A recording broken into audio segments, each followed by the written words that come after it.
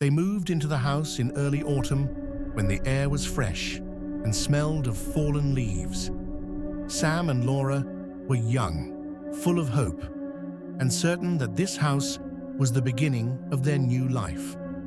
The two-story building, with its faded white paint and creaky porch, had come at a ridiculously low price. The owner said he was happy to be rid of it and explained nothing more. On the first night, Laura woke up to a strange sound.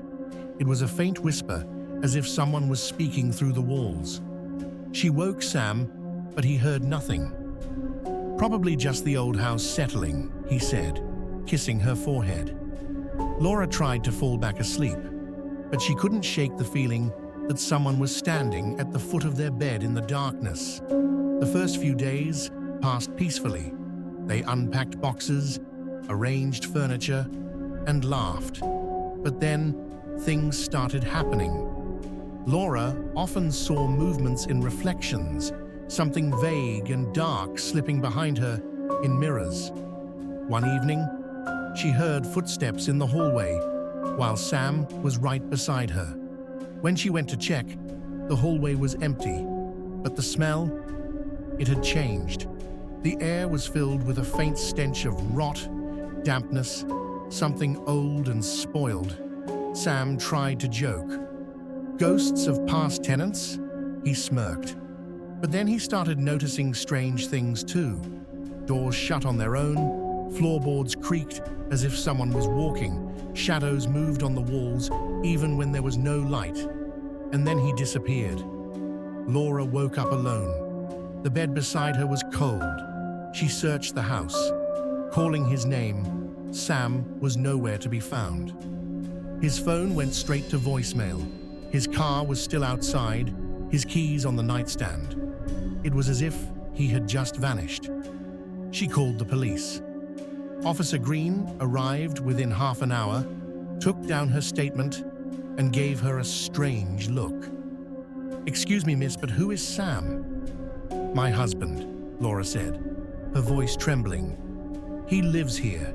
He disappeared last night." "But miss," the officer frowned.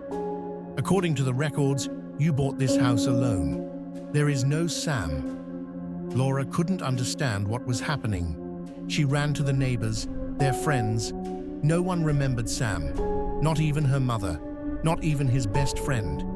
It was as if he had never existed. But she remembered.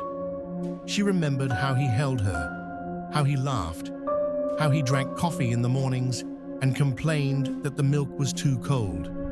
She remembered him proposing, showing her this empty house and joking that it needed some love. She remembered everything. They didn't believe her.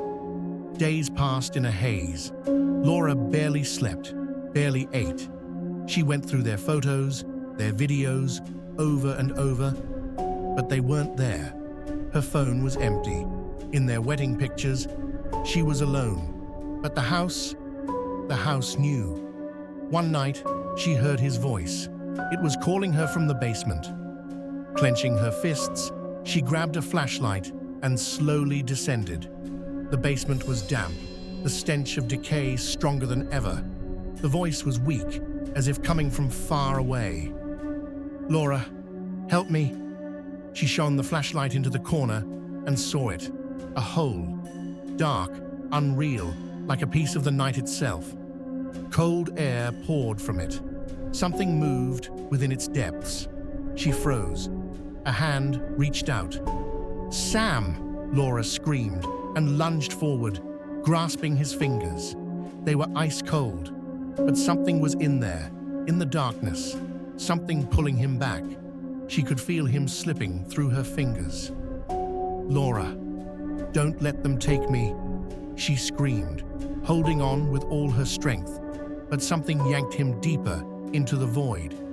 He was gone, and the darkness closed. Laura lay on the floor, her heart pounding. She didn't know how much time had passed. Maybe a minute, maybe an eternity. When she came to, the basement was empty. No hole, no traces, no cold air, just damp walls and silence. She ran upstairs, grabbed her phone, and dialed Sam's number. The number you have dialed does not exist. The house was empty, and the world no longer knew who Sam was.